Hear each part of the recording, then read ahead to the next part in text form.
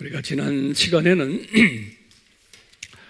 이 쓴뿌리가 어디에서 어떻게 자리 잡게 되었나, 이 말씀을 나눈 기억이 나시죠? 예. 이제 우리 쓴뿌리가 어떻게 생기게 되며 또 어디에서부터 오며 또 어디에 자리 잡으며 또 어떻게 자리를 잡게 되는가? 왜 우리가 이 쓴뿌리를 제거해야만 하는가? 이런 공부를 하면서 그러기 위해서는 사람이 어떻게 구성되어 있나를 공부했어요. 사람만 공부한 것이 아니고 사람에 속해 있는 혼이 어떻게 구성되어 있나를 우리 칠판에 그려가면서 공부했어요.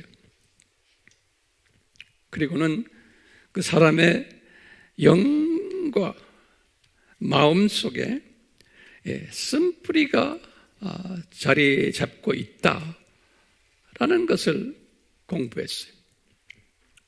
그리고는 이 쓴뿌리가 어디에서 발생되었나, 그 기원이 뭘까?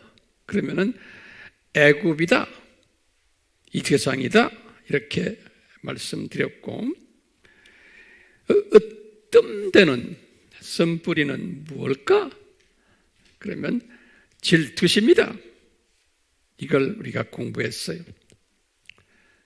그리고는 이 질투심 때문에 약 20가지의 인간관계를 파괴시키는 성품들이 만들어진다, 이것도 우리가 공부했고요. 이 20가지의 이 파괴적인 성품이 한 10가지의 삶의 질을 파괴시키는 열매까지도 맺게 된다 라는 것도 우리가 공부했어요.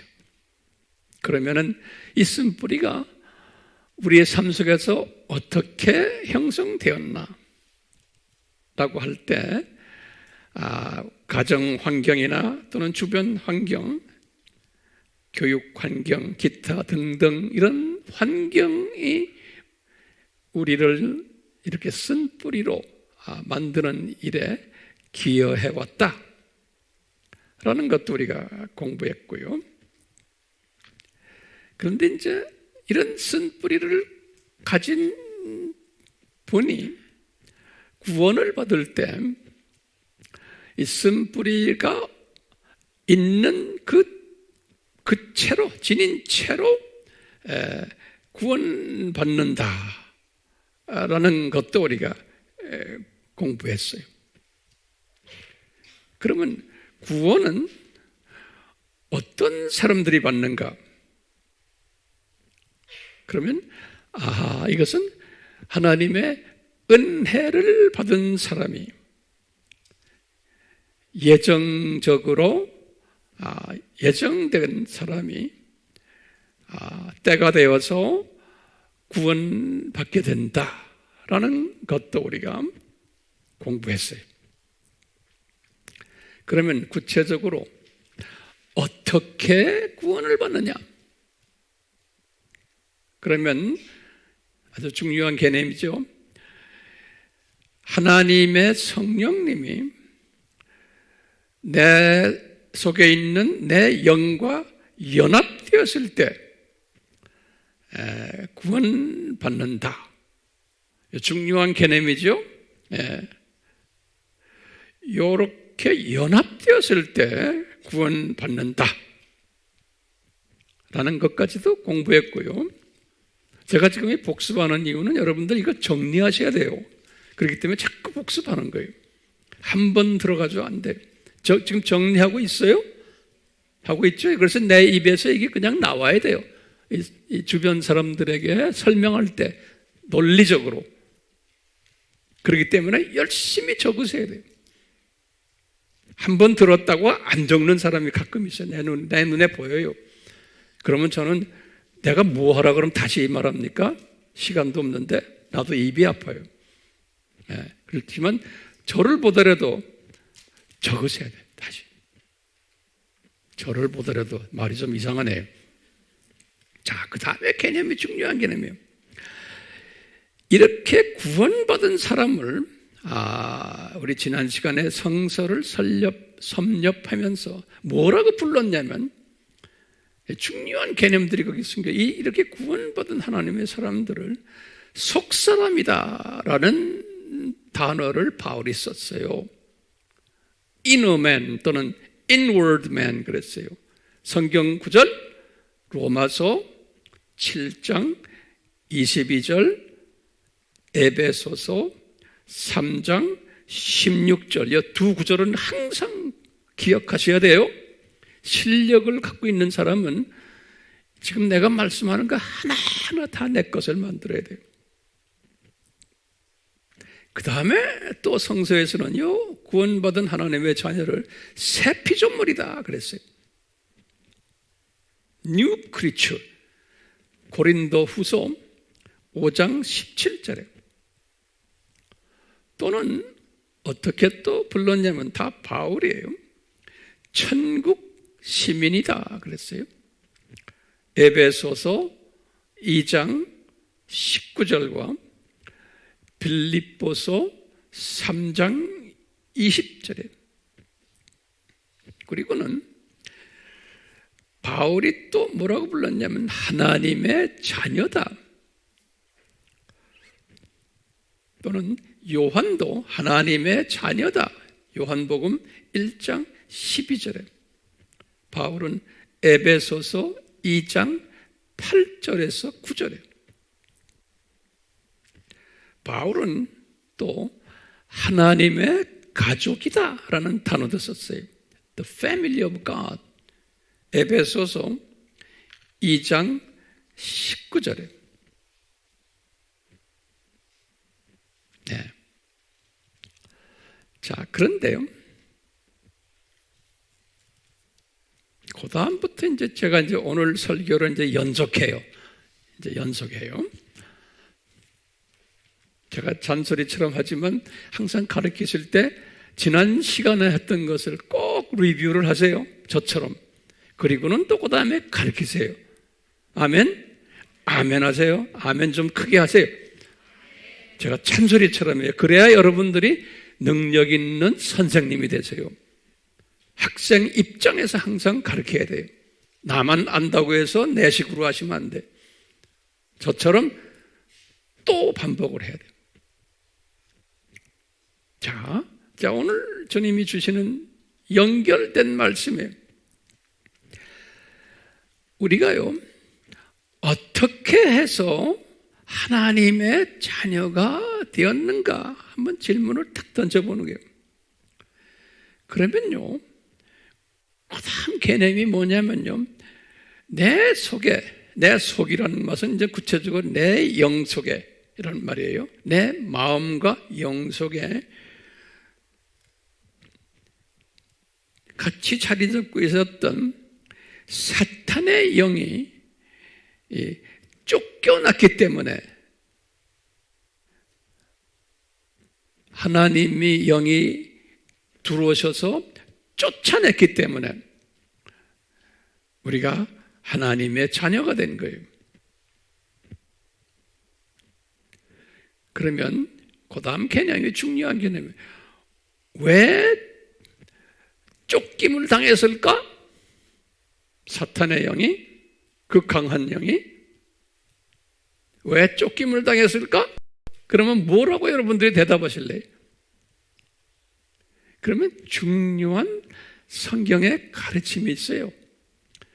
요한 1서 4장 4절에 요한 1서 4장 4절에 요한이 성령님에 의해서 받은 메시지가 뭐냐면 내 속에 계신 하나님의 영이 이 세상 영보다 다시 말하면 쓴뿌리를 지배하고 있는 사탄의 영이 보다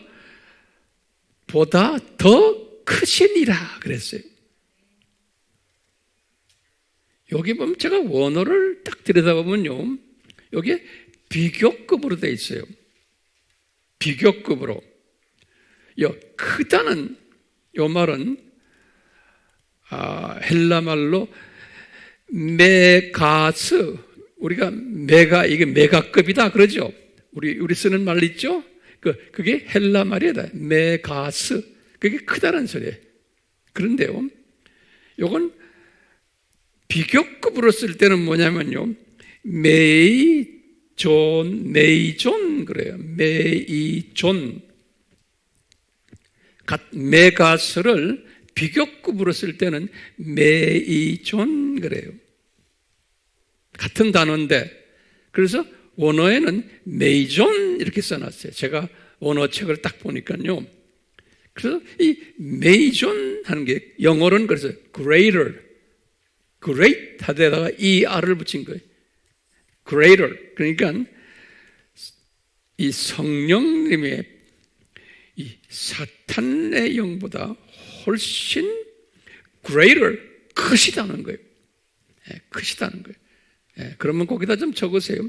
내가 그래서 이제 이 greater, 메이존에 대해서 리서치를 해보니까 이 그냥 greater가 아니에요. 위대하시다는 뜻도 거기에 있어요. 또요, 아주 웅대하시다는 뜻도 있고요. 또는요, 높으시다는 뜻도 있고, 또는 힘세시다는, 또는 광대하다, 이런 뜻들이 그 안에 숨겨져 있어요. 메이존은 메가스 하면요. 그렇기 때문에 이 광대하신 파워풀한 그레이트한 성령님이 이 사탄을 쫓아내버린 거예요. 요한 1서 몇 장 몇 절? 4장 4절이에요. 그래서 지금 성령님이 홀로 내 영과 마음에 지금 계신 거예요. 그래서 우리는 바울이 뭐라고 불렀어요? 우리는 하나님의 뭐라고 그랬어요? 우리의 몸은 하나님의 성전이다 그런 거예요. 중요한 개념이에요. 우리의 몸은, 다시 말하면 우리의 영과 마음에는 하나님의 영이 계신 하나님의 성전이다 그랬어요. 성경 구절 드릴게요. 고린도전서 3장 16절과 똑같이 고린도전서 6장 19절이에요. 바울이 고린도전서를 기록하실 때 이 단어를 쓰셨어요. 이 단어를. 그렇기 때문에 우리는 이 성령님이 강하신 파워를 가지고, 웅대하신 파워를 가지고 악령을 쫓아내버린 거예요. 그래서 우리는 하나님의 자녀가 됐고 우리의 몸이 하나님의 전이 된 거예요. 자, 그렇기 때문에 우리는 법적으로 하나님의 자녀가 된 존재들이에요. 법적으로. 그런데 문제가 있어요. 우리의 딜레마가 있어요. 이 딜레마가 뭐냐면요, 법적으로 하나님의 자녀가 된 하나님의 자녀들인데 윤리적으로, 도덕적으로, 인격적으로, 성품적으로는 우리가 하나님의 자녀 모습으로 되어 있지 않는 거예요. 다시 말하면 아직도 옛 모습, 애굽 모습 그대로인 거예요. 다른 말로 표현하면 쓴뿌리를 그대로 간직하고 있는 거예요. 이게 우리의 딜레마인 거예요. 이것을 황 목사님 어떻게 아세요? 그러면 우리가 뭐라고 대답해요? 출애굽 이스라엘 역사를 보면서 그 역사 속에서 우리에게 가르쳐 준 거예요. 꼭 적으세요. 출애굽 역사 속에서 거울로 예표로 우리에게 보여주신 거예요. 애굽에서 나와서 구원받아서 광야에 들어갔지만 애굽 문화를 그대로 가지고 계셨던 이스라엘 사람들을 보면은 그대로 우리가 알 수 있는 거예요. 그것이 바울도 고린도전서 10장에 보면 이것이 우리에게 보여준 예표다, 그림자다 그랬어요. 그렇기 때문에 우리는 오늘 제가 이제 집중할 내용이 뭐냐면 구원과 성결과는 구별된다는 것을 이 시간에 좀 말씀드리려고 그래요. 그러니까 구원과 성결은 다른 차원인 것을 우리가 이 시간에 좀 공부할 필요가 있어요. 이 구원이라는 것은 우리 이스라엘 역사 속에서 봐도 알지만 그냥 하나님께서 우리에게 일방적으로 은혜로 우리의 선행과 관계없이 이 단어들 중요해요. 일방적으로 은혜로 우리의 행동, 선행과 관계없이 또 그 다음에 하나님의 자의적인 하나님의 주권 속에서 그냥 일방적으로 예정된 하나님의 자녀들을 구원시킨 거예요. 구원은 일방적 하나님의 은혜 베푸심이에요. 어떻게 은혜를 베푸셨나? 이스라엘 역사 속에서 보면 흠없고 일련된 수컷 어린 양의 보혈로 출애굽기 12장 5절이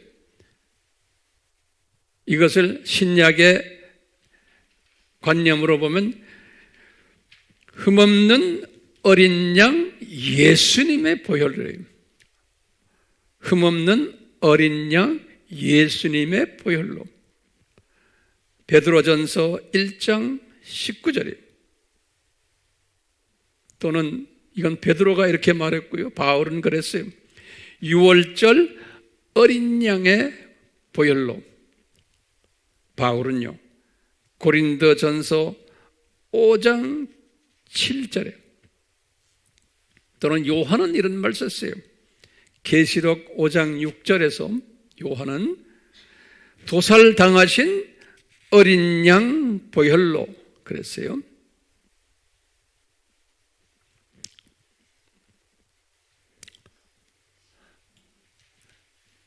지금까지 잘 정리됐어요? 아멘? 예. 자, 그러면 우리가 이제 구원과 이 성결의 상관관계, 서로의 관계성을 잠깐만 볼 필요가 있어요. 우리가 이제 구원받은 하나님의 자녀들이 구원받자마자 즉시로 쓴뿌리가 제거되지 않았음을 우리가 이제 배웠어요. 이 이스라엘 역사 속에 두 번째로 우리가 뭘 지금 우리가 깨닫게 되냐면요. 이 애굽화된 광야의 기독교인들은 이 쓴뿌리들을, 다시 말하면 애굽 라이프 스타일을 거의 제거받지 않으면서 광야에서 살다가 낙원으로 올라갔어요. 예외가 항상 있었어요. 여호수아와 갈렙의, 이 사람들은 특별히 은혜 받은 사람들이었어요.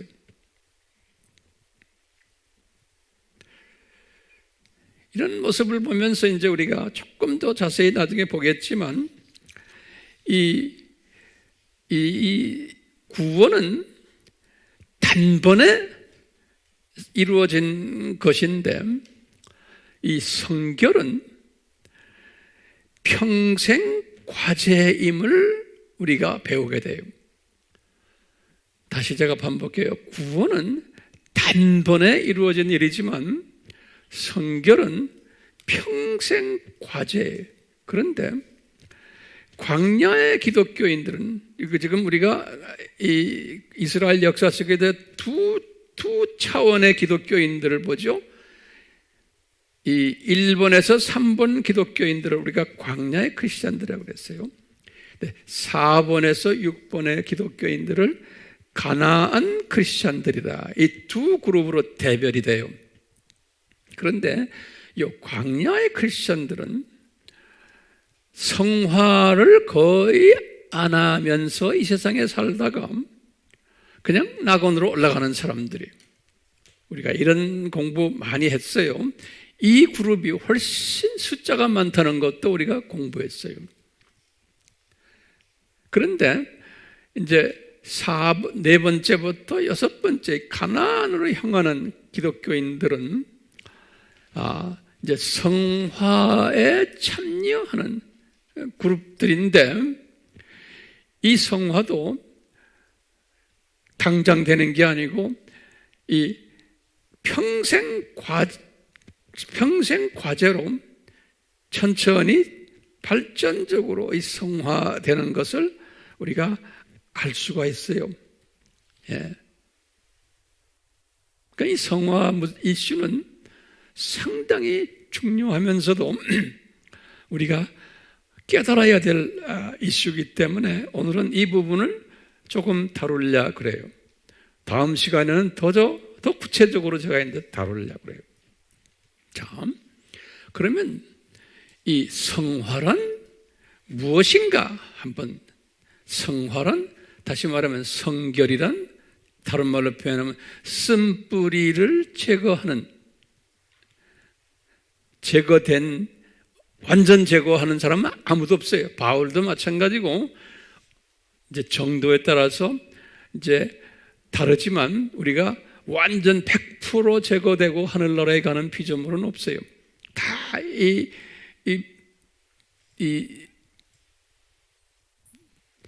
쓴뿌리들을 어느 정도는 다 가지고 가요. 자, 그런데 우리가 성화란 무엇인가? 그러면 쓴뿌리를 제거하는 거다. 이렇게 그냥 간단하게 먼저 한번 적어보세요. 쓴뿌리를 제거하는 거다. 그런데 다시 말하면 내 속에 있는 사탄의 성품들을 제거하는 것이 성화다. 그런데 이것은 단번에 되는 것이 아니다. 이것은 서서히 발전적으로 된다. 그런데 이것도 은혜를 입어야지만 가능하다. 내 노력으로 되는 게 아니다라는 거예요. 이게 은혜가 따라와야만 돼요. 자, 그러면 이 성화의 목적이 무엇인가? 그러면 여러분들 뭐라고 대답하겠어요? 성화의 목적이 무언가? 그러면요, 우리 빌립보서 2장 5절에 바울이 말씀하신 게 저는 항상 제 머리를 떠나질 않아요. 예수님의 마음을 본받아라. 이 말씀이 이제 성화의 맥시멈이에요. 다시 말하면 예수님 닮기예요. 이것이 성화예요.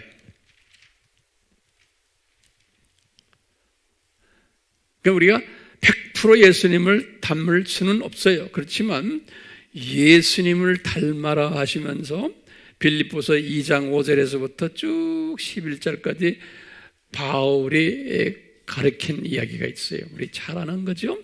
그 이야기는 제가 하지 않겠어요. 그럼 두 번째, 예수님을 닮기 위해서 무엇이 필요한가? 그러면요, 이 말씀은 우리가 잊지 말아야 돼요. 무엇이 필요한가? 제가 깨달은 것은요, 제일 먼저요, 은혜가, 하나님의 은혜가 필요하다. 에베소서 2장 8절에서 9절. 두 번째는 하나님의 은혜 받은 사람은, 이게 지금 순서적으로 되어 있어요. 하나님의 주권을 인정하는 믿음이 필요해요. 은혜 받은 사람은 로마서 9장 6절에서 23절에 바울이 깨달은 거예요. 세 번째로 이 하나님의 주권을 인정하는 사람은 하나님의 미리 아심과 예정과 선택을 인정함이 필요해요. 로마서 8장 29절에서 30절이 네 번째로 또 따라오는 게 뭐냐면, 이런 사람에게는 성령님의 가르쳐 주심과 인도하심과 이끄심이 또 필요해요. 예수님도 성령님의 이끄심을 받으셨어요. 마태복음 4장 1절에 100% 사람이 되신 예수님도 성령님의 이끄심이 필요했어요. 다섯 번째로 성령님의 거룩하게 하심이 또 필요해요. 베드로전서 1장 2절이에요.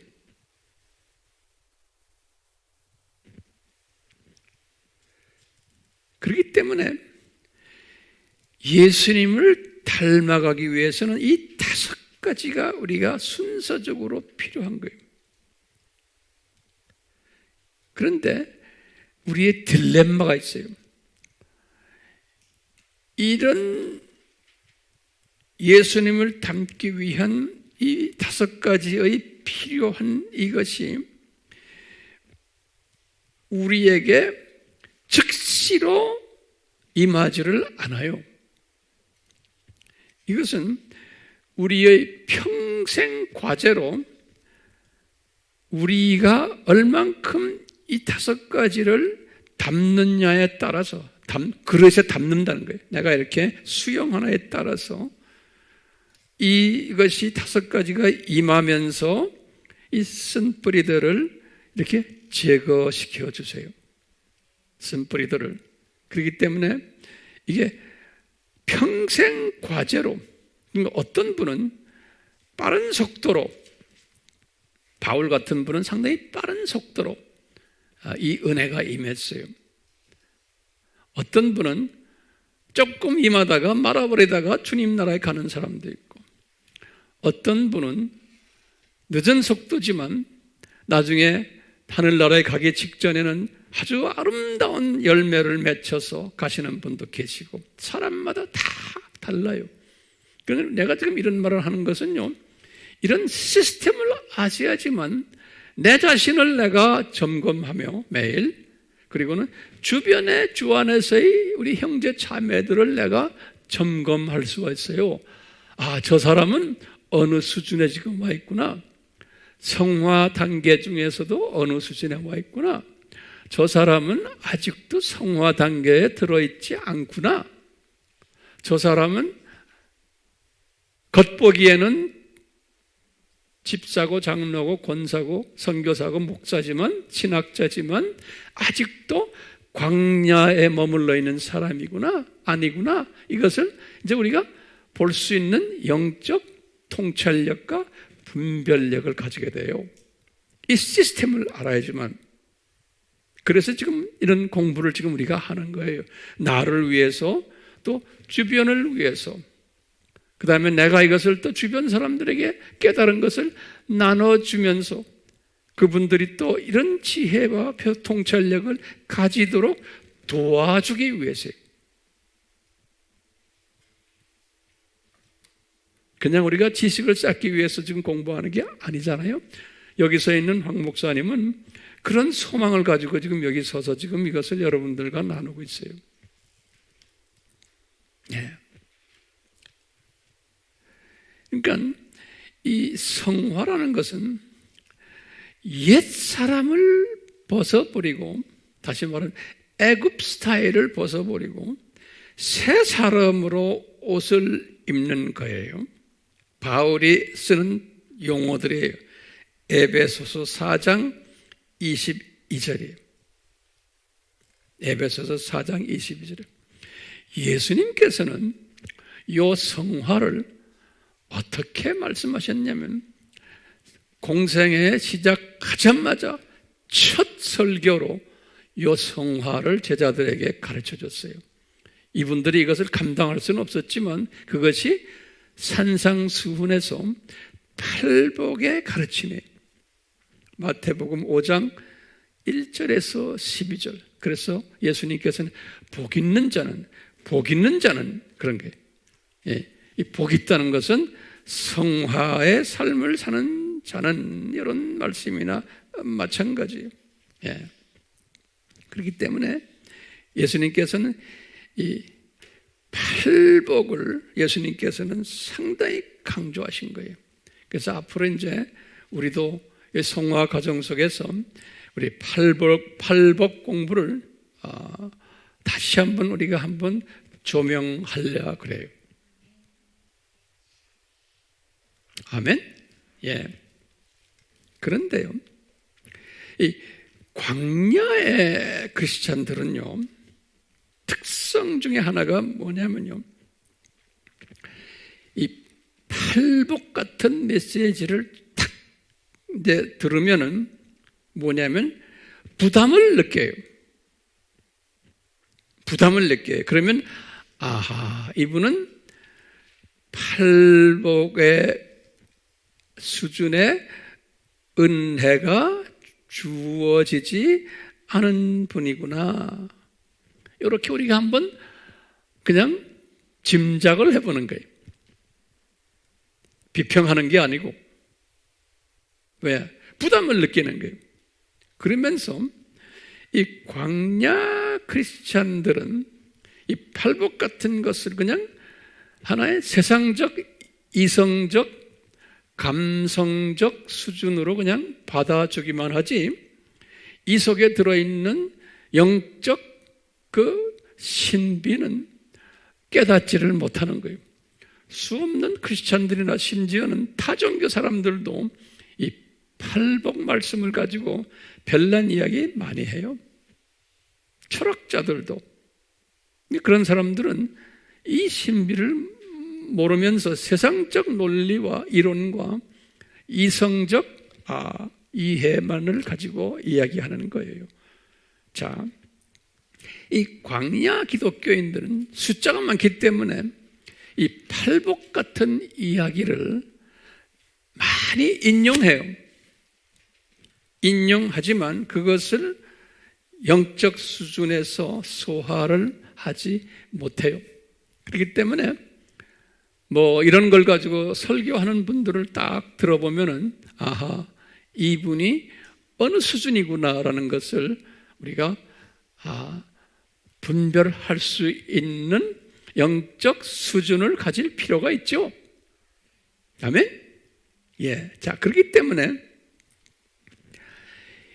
광야에 있는, 광야식으로 사는 대부분의 크리스찬들은 이 이 팔복에 부담을 느끼는 사람들인데, 이 사람들은 어떤 특색들이 있냐면,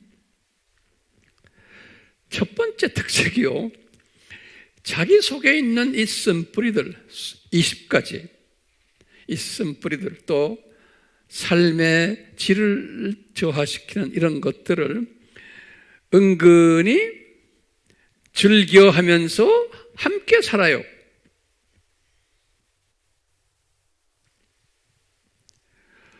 속으로는 두 번째, 싫어하면서도 미워하지는 않아요.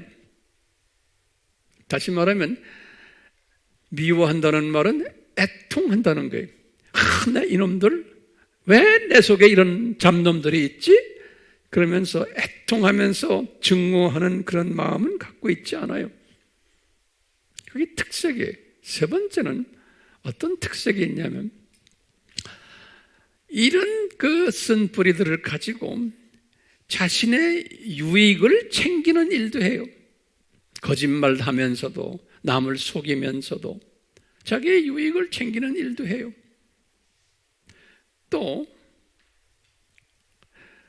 네 번째로는 이런 쓴뿌리들 가지고서, 이 쓴뿌리를 가지고 영의 눈이 어두워지니까, 소위 기독교인들이지만 이런 거 가지고 다른 사람의 티눈을 보고 자기의 들보는 보지를 못해요.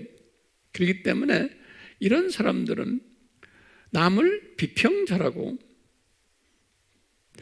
남을 비평이란 말 적절한 단어예요. 예, 다른 사람을 뭐 좀 심하게 말하면 좀 깔보기도 하고, 지잘났다 그러고, 자기의 눈 쪽에 있는 들보는 보지를 못한다. 예수님이 말씀하셨어요. 예수님께서 지금 자기가 비평하는 상대방은 티는 밖에 없어. 훨씬 자기보다 더 성결한데 그것을 보지를 못한다는 거예요. 또 어떤 특색들을 가지고 있냐면, 쓴뿌리를, 자기가 가지고 있는 이 사탄의 성품들을 제거해야 되는 필요성과 그런 의욕이나 동기부여나 이런 것을 가지지를 못하는 거예요. 신기하게도요, 자기 자신이 이런 것이 있다는 것을, 또 이것을 없애야 되겠다는 그 간절함이 없는 거예요. 그러면서 자기는, 그 다음에 보면 자기는 정상적인 크리스찬이라고 착각을 하는 거예요. 이런 사람들 보면요, 그렇기 때문에 이런 분들은 쓴뿌리들을, 자기 속에 있는 쓴뿌리들을 미워하지 않고 그냥 같이 놀아주는 사람이에요. 그런데요, 그 다음에 중요한 거예요. 같은 광야 기독교인인데, 광야 기독교인도 단계가 있죠. 어린아이 단계, 유아, 그 다음에 뭐예요? 어린아이, 그 다음에 사춘기, 이렇게 했죠. 그러니까 유아 레벨에서는 자기가 어떤 존재인지 자기의 쓴뿌리를 모르는 거예요. 많이 갖고 있어도 유아들은요, 그렇죠? 그 다음에 어린아이도 잘 몰라요. 그런데 이제 사춘기가 된 사람 중에서 다는 아니지만 일부는, 아하, 내가 나쁜 성품이 있구나라는 걸 약간 아는 사람도 사춘기 중에 다는 아니지만 일부가 있어요.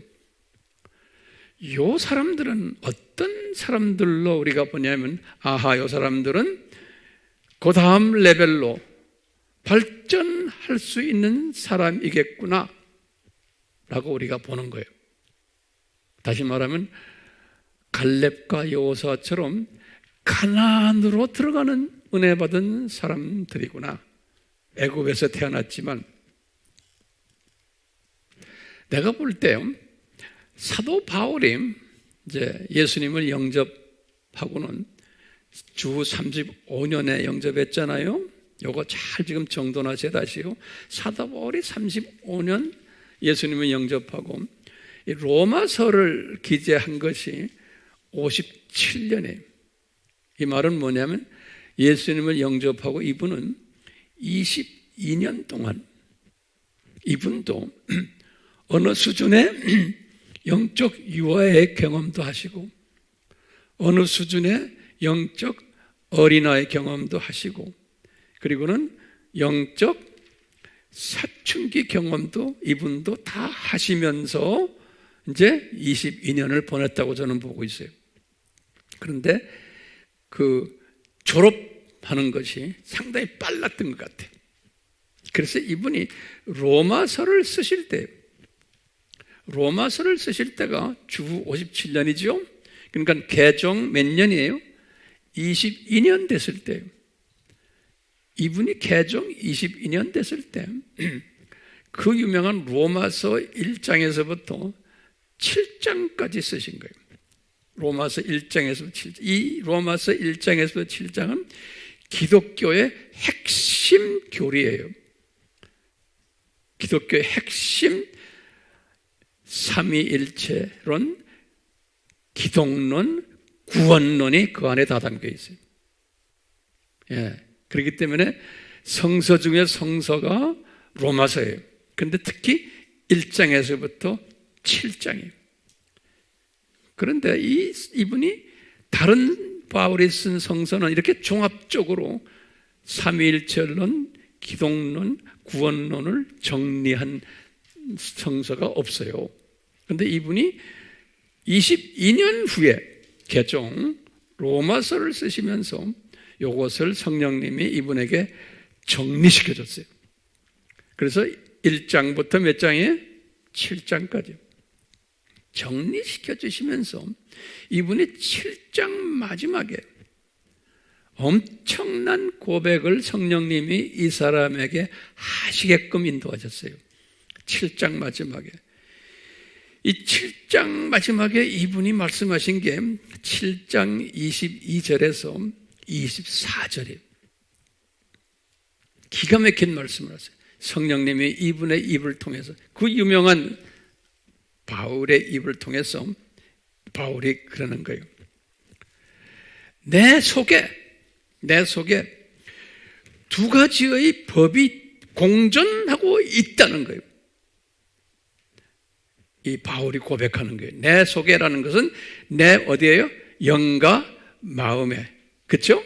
두 법이 공존하는데, 그래서 내가 지금 갈등하고 있다는 거예요. 바울이 경험하는 거예요.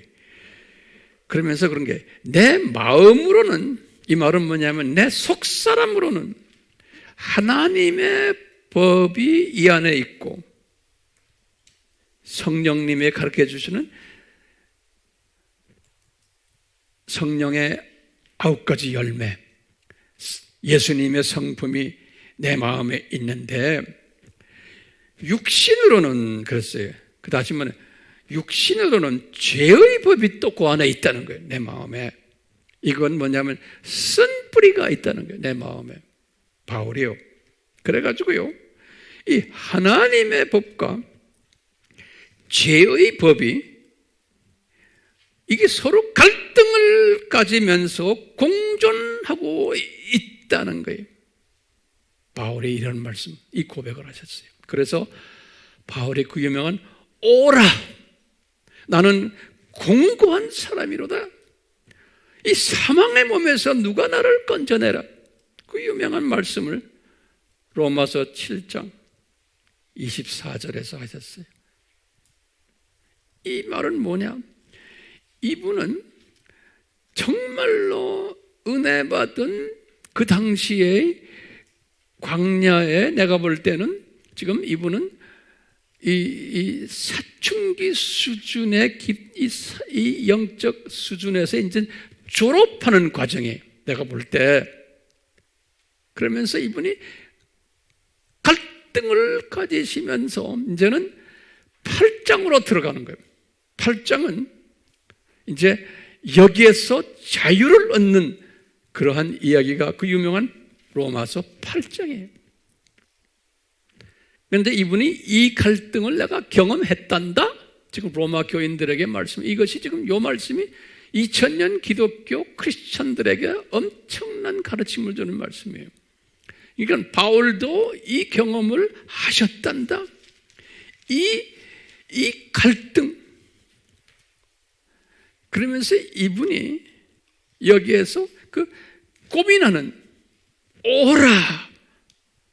예, 요 오호라 요 고민이 예수님께서 팔복에서 가르치는 이 예수님이 제자들에게 가르친 고민이었어요. 그 고민이 뭐냐면 복 있는 자는 심령이 가난한 자다 그랬어요. 예수님께서 지금 똑같이 바울이 지금 고백하는 이것이 심령에, 그래서요 마음이 가난한 게 아니에요. 원어로 보면 자기 영이 심령이라고 그랬어요. 푸뉴마 안트로포스, 내 영이, 여러분과 나의 영이 가난한 자가 복 있는 자라는, 그런 사람은 천국이 저희 것이요, 이런 마음을 가진 사람은 벌써 천국에, 우리가 저 세상, 이 세상, 저 세상을 한눈에 보는 그러한 영성을 이제 받게 된다는 거예요. 그리고는 이 세상이 창조 목적 학교라는 것이 한눈에 들어오도록 은혜를 베푸신다는 거예요. 그래서 천국이 저희 것이다, 이 마음을 가진 사람은, 그러면서 당장 가지는 게 아니고 이때부터 순서적이에요. 그러면서 애통하게 된다는 거예요. 이 오호라가 애통인 거예요. 아, 내 속에 두 법이 있구나. 이것은 우리가 죽을 때까지 이것을 가지고 애통하면서 사는 사람이에요. 그래서 예수님께서 그랬어요. 바울이 자기 제자들에게 너희들이 이 애통을 할 때 이제 하나님의 위로가 너희들에게 임할 거라는 거예요. 이 위로란 말은 뭐냐면 위로자가 누구예요? 보혜사 성령님이에요. 이 애통할 때 보혜사 성령님이 너희들에게 임할 텐데, 그러면은 이 쓴뿌리들을 흔들기 시작한다는 거예요. 이 쓴뿌리들을. 예. 이 쓴뿌리들이 그때부터 흔들림을 받는다는 거예요. 애통할 때, 그러니까 오호라 할 때, 오호라 할 때예요. 예. 우리는 복 있는 사람이 되려면 오호라를 매일매일 하는 사람이 되면은 복 있는 사람인 거예요. 겸손한 사람인 거예요. 이 사람은 복된 사람인 거예요. 은혜 받은 사람인 거예요. 저도 마찬가지. 이것이 쉽지가 않아요. 그렇기 때문에 내 속에 항상 두 법이 존재하는구나. 그래서 오호라를 바울처럼 경험하니까, 바울이 이 과정을 겪었기 때문에 주님께서 바울을 8장 사람으로 진급을 시키신 거예요. 우리가 이제 8장 공부를 다음에 교회에 있을 때 자세히 하게 될 거예요. 그렇기 때문에요, 이 오호라를 하는 사람은 사탄의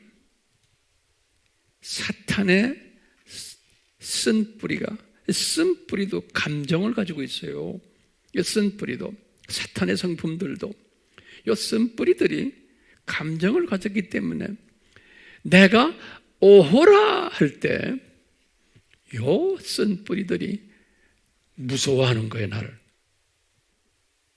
이 쓴뿌리들이 흔들리기 시작하는 거예요. 이 쓴뿌리들이 나갈 준비를 하는 거예요. 오호라 할 때 바울이 바울이 이것을 경험했던 거예요. 그렇기 때문에 우리가 성숙한 하나님의 자녀가 되려면 매일매일 성령님의 인도하심에 따라서, 감동 주심에 따라서 오호라 이 고백을 매일매일 하는 저와 여러분들 될 때 나도 모르게 쓴뿌리들이 슬슬 나가면서 우리가 예수님을 이제 닮아가게 되는 거예요. 자기도 모르게 이 예수님을 닮아가면서 이 지금 재림의 산고가 지금 우리 주변에 지금 엄청나게 지금 벌어지고 있죠. 이 세상 안에서, 교계 안에서 복음의 산고도 있고, 예? 지금 시끄럽죠. 뭐 반정부하는 분들도 있고, 뭐 데모하는 크리스천들도 있고, 뭐 여러 가지 지금 이 산고 속에서 이 오호라 하는 사람들은 이 시대를 보는 시각이 뚜렷하고 세계관이 뚜렷하고, 왜? 쓴뿌리가 없어지면 영의 눈이 밝아지면서 이 세상을 보는 시각이 달라지는 거예요. 이런 사람은요, 복음을 열심히 내 민족과 타 민족에게 전하는 일에 집중하게 되어 있어요. 이 여러 가지 지금 이 산고들을 보고 흥분해가지고 이러면 안 된다, 우리는 이러면 안 된다, 뭐 이래야 된다, 지금 뭐 여러 가지 복잡하게 지금 떠들잖아요. 이것에 매몰되지가 않는 거예요. 이런데 왜냐? 이 산고는 당연히 있어야 된다고 예수님 말씀하셨잖아요. 그러면서 예수님이 당연히 must라는 단어를 썼어요. 산상수훈이 아니죠. 감남산 설교에서. 그렇기 때문에 산고는 must 있어야 된다는 것을 내가 완전히 믿는 사람이에요. 인정하는 사람이에요. 그래도 있어야만 된다고. 그러니까 이것을 없애려고 떠드는 수준이 아닌 거예요. 없앤다고 없어져요? 안 없어지는 거예요. 그런데 이 오호라를 경험 많이 하지 않는 사람은 크리스찬이지. 이 크리스찬은 이 안에 잡것들이 많이 있다 보면은 눈이 어두워져 가지고 이 산고들을 그냥 산고 자체로만 보고 이걸 없애려고 그냥 에너지를 거기다 낭비하는 사람들이. 그래서 많은 하나님의 자녀들을 거기에 집중하도록. 그런데 주님께서 그거 다 허락하신 거예요. 왜냐? 이 산고가 있다는 것을 노출시키는 일을 하는 분들의, 이분들은 노출 정도로 사역하는 분이지, 노출시켰다고 해서 없애는 일은 그분들이 할 수도 없고 없애지도 않으세요, 주님께서. 그렇지만 이렇게 사회를 변화시키자, 악을 없애자고 하는 그 일들은 주님께서 허락하셔가지고 이분들이 하시지만 여기에 매몰돼서 이 일만 하는 사람들이 있어요. 그것도 주님의 허락하에 하는 거예요. 그렇지만 우리는 그것을 노출시키는 일도 해야 되지만 그것보다 한 단계 더 업그레이드 된 일이 뭡니까? 우리는 이 메시지를, 예수님의 재림의 메시지를 내 민족과 주변과 타민족에게 직접 간접으로 나누는 일에 동참하는 데 집중하는 사람들. 마태복음 24장 14절에 집중하는 사람들이 지혜로운 사람인 거예요. 그래서 주님께서 이 감남산 설교에서 하셨잖아요. 이럴 때 예수님이 이런 산고가 있을 때 밭을 봐라, 농사 짓는 두 사람 중에 한 사람은 그대로 남고 한 사람은 들림받잖아. 예수님이 말씀하신 거예요. 이런 때가 온단다. 이런 상고가 이제 어느 정도 끝날 때 여자가 맷돌을 갈다가 하나는 그대로 있고 하나는 들림받는다. 그러면서 때를 따라서 열심히 양식을 나누는 자가 지혜로운 자란다. 그러는 거예요.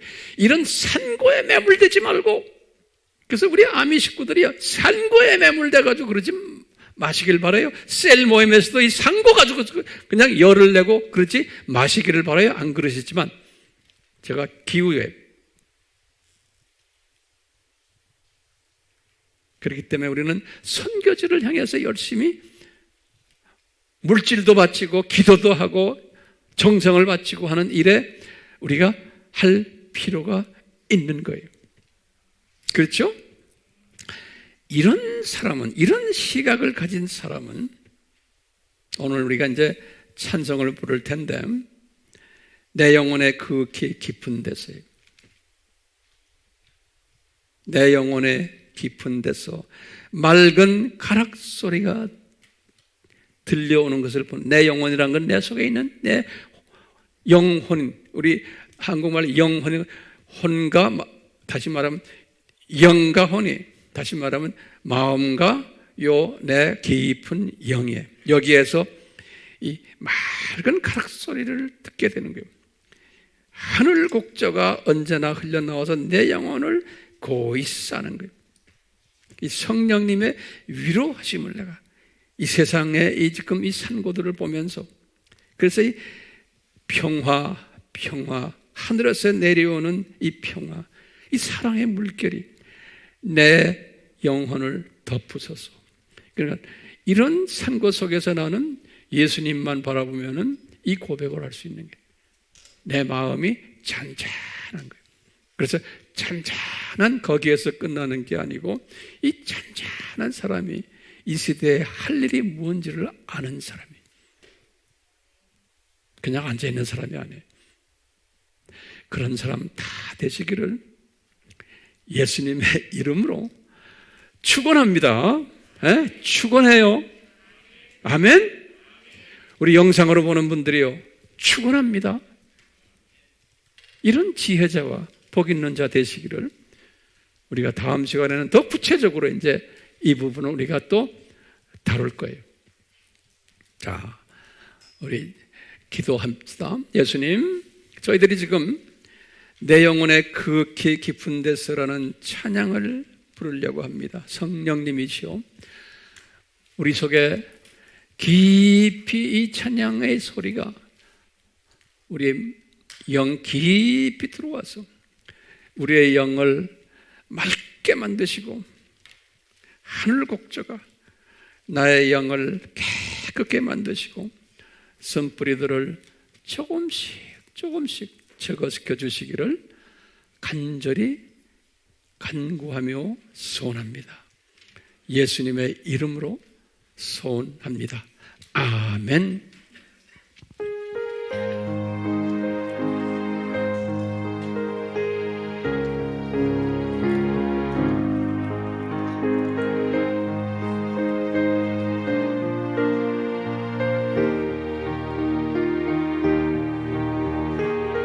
성령님이 강하게 임하시기를, 주여 성령님이시여, 우리 영상팀들하고 우리 모두에게, 대면 비대면 모두에게 성령님의 강한 임하심이 우리의 깊이 영까지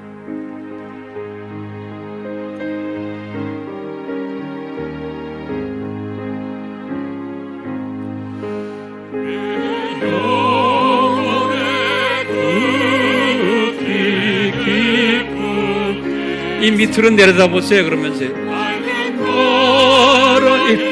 비주얼라이즈 하세요. 내 눈 보세요. 내 마음을 깊이 들여다보세요.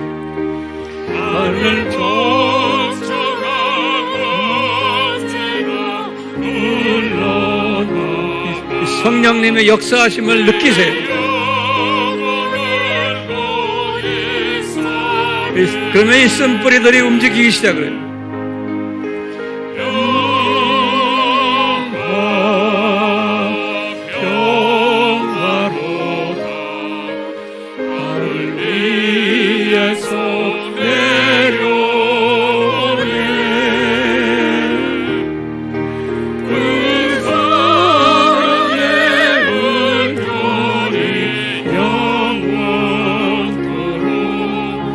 내 영혼을 주시오.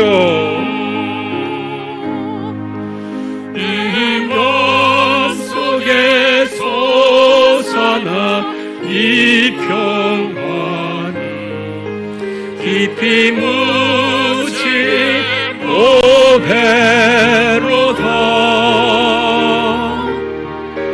나의 보화를 캐내어 가져갈 자 그 아무도 없으리라. 아멘.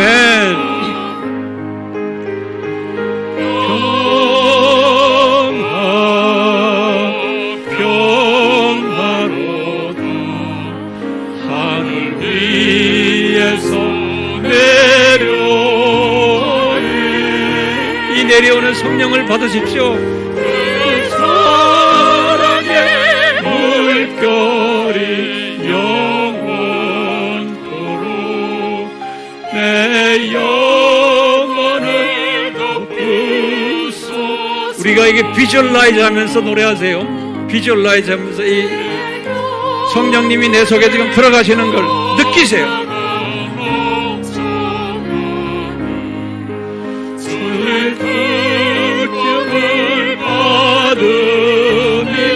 이렇게 하면 나도 모르게 나의 이 성품들이 변화되기 시작을 해요.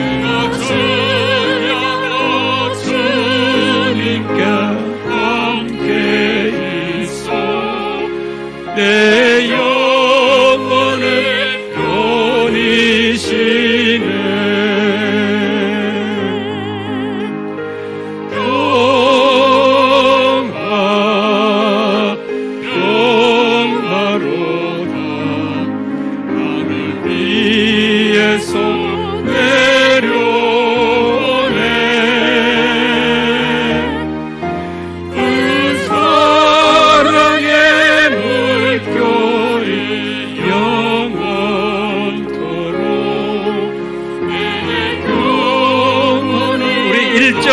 몇 번 불러요. 1절만 계속해서 내 영혼의 깊은 데서 맑은 가락이 흘러나네. 하늘 곡조가 언제나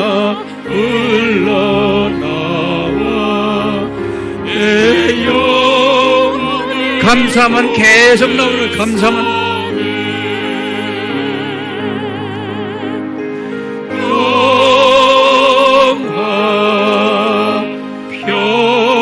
평화로다. 하늘 위에서 이 평화를 가진 사람은 입만 열면 감사가 나오게 돼요. 감사가.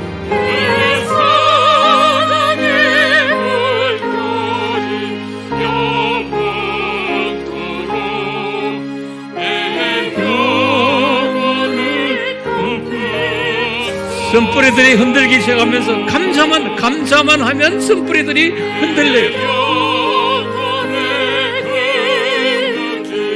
깊은 데서 밝은 가락이 흘러나네.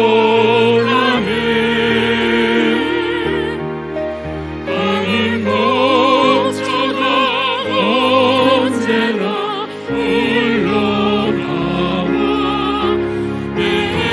바울이 깨달은 게 뭐냐면 항상 감사하라 그러는데요. 범사에 감사하라 그랬어요. 영어로는 be thankful at any circumstance. 어떤 상황에 있든지 감사하라 그랬어요. 그러면 이 쓴뿌리들이 나가기 시작하는 거예요. 어떤 상황에 있든지.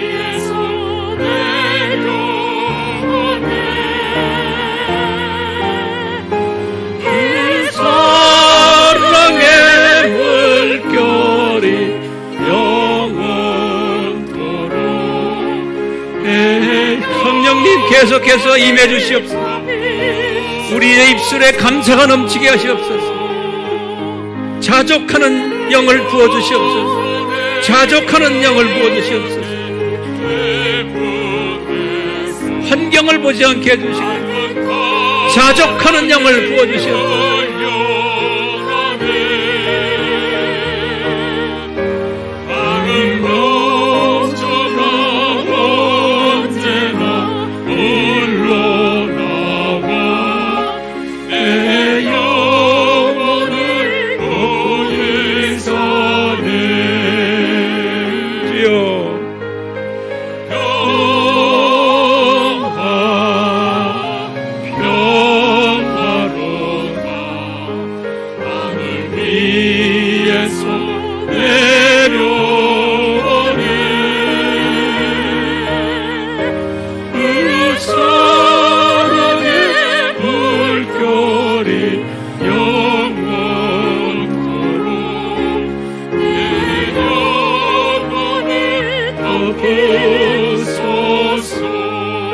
예수 그리스도의 무한하신 은혜와 하나님 아버지의 극진하신 사랑하심과 성령님의 평화를 누리미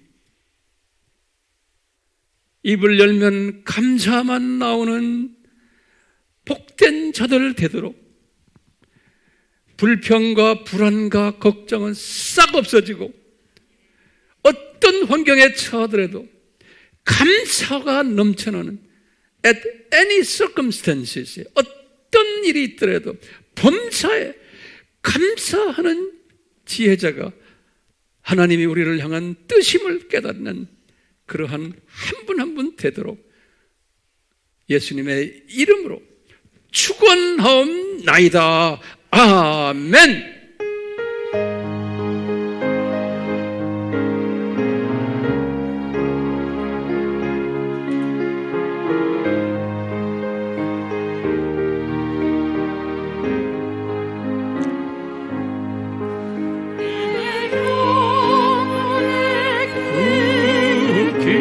깊은 데서 맑은 가락이 흘러나네. 하늘 곡조가 언제나 흘러나와 내 영혼을 고이 싸네.